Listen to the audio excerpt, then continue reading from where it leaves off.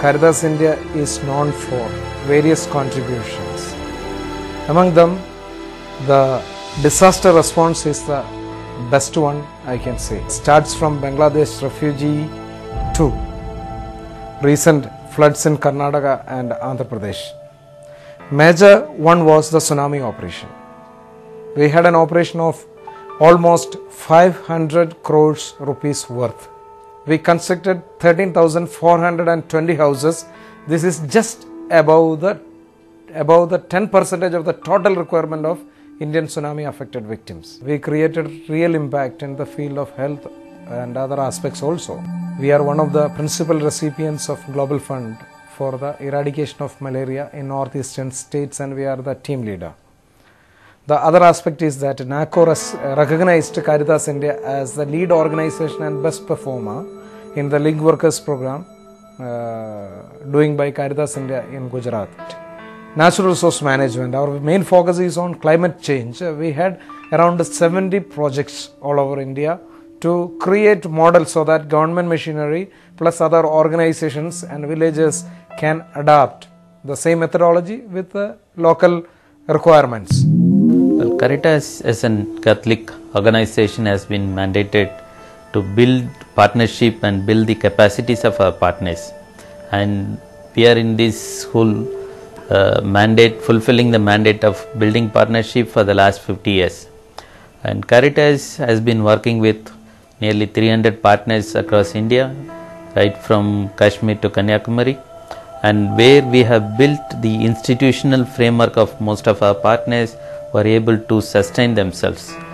Apart from that, one of our major focus is the building the capacities of the staff and the people in the partner organization in various phases of their work. At this moment of celebrating and in this joyful event of 50 years, we also look at our future. As the whole environment in the world is changing and the NGO world is changing, there is much more greater need to be more sustainable and more accountable and transparent, and that is where one area Caritas and its partners need to grow. And our commitment for the next years to come is to continue to strengthen our partnership and continue to build the capacities of our partners, and both Caritas and partners to remain relevant to the people in the changing, challenging times ahead.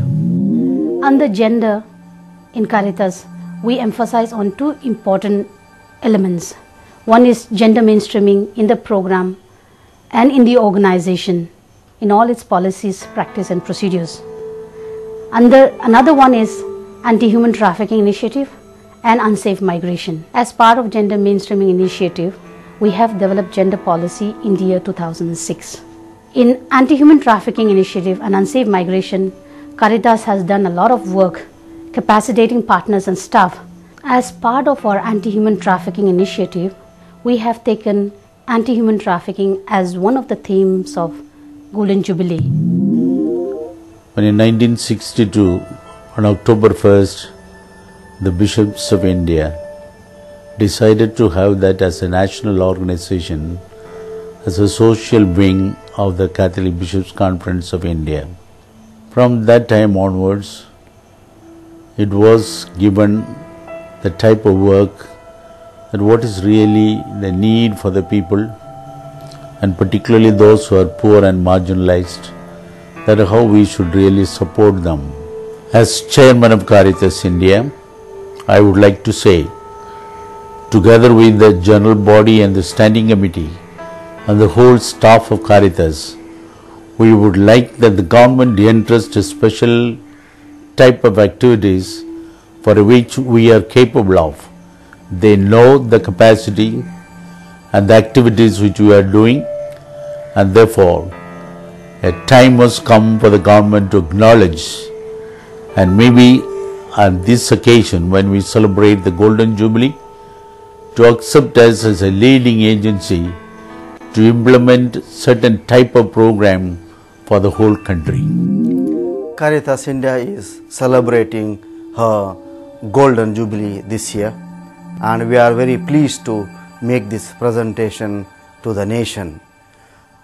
In India, we have millions of people living below poverty line. At the same time, we also have a very good story of growth in India.